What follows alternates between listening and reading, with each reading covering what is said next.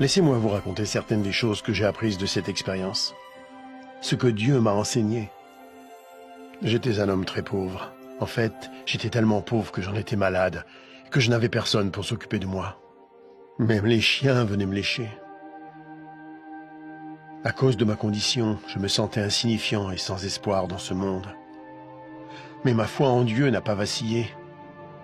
Et à ma grande joie, lorsque j'ai ouvert les yeux au paradis, j'ai appris que je n'étais pas insignifiant pour Dieu. Il connaissait toutes mes pensées. Il savait même combien j'avais voulu rencontrer Abraham. Alors il l'a envoyé, lui Abraham, pour m'accueillir et me souhaiter la bienvenue. Lorsqu'Abraham, le père de notre foi, m'a salué, je fus envahi par la joie. Comment un tel homme béni de Dieu pouvait-il s'intéresser à moi? Apparemment abandonné de Dieu et sans utilité. Vous êtes-vous déjà senti ignoré, oublié, insignifiant? Dieu ne vous a pas oublié.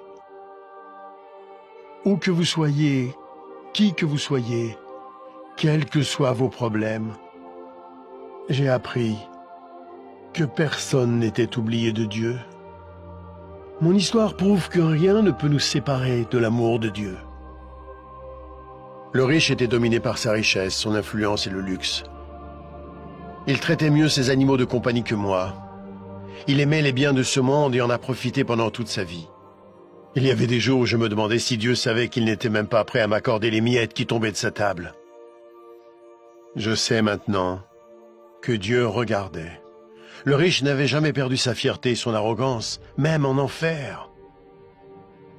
Avez-vous remarqué qu'il a demandé que je le serve parce qu'il avait l'habitude d'être servi?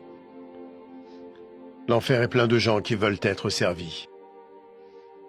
Mais parce qu'il avait été servi sur terre, Abraham lui a dit qu'il avait déjà bénéficié des plaisirs et qu'ils étaient terminés.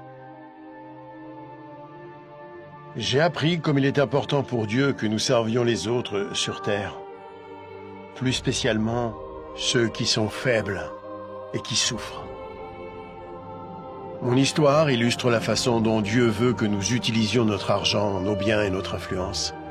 Il est clair qu'une courte période nous est accordée sur terre pour tester la façon dont nous utilisons ce que Dieu nous accorde, pour nous-mêmes ou pour les autres. Ce n'est pas faux d'avoir des biens ou d'être pauvre. Ce qui est faux, c'est de refuser de servir les autres. Jésus-Christ a dit que même lui était venu servir, non pour être servi.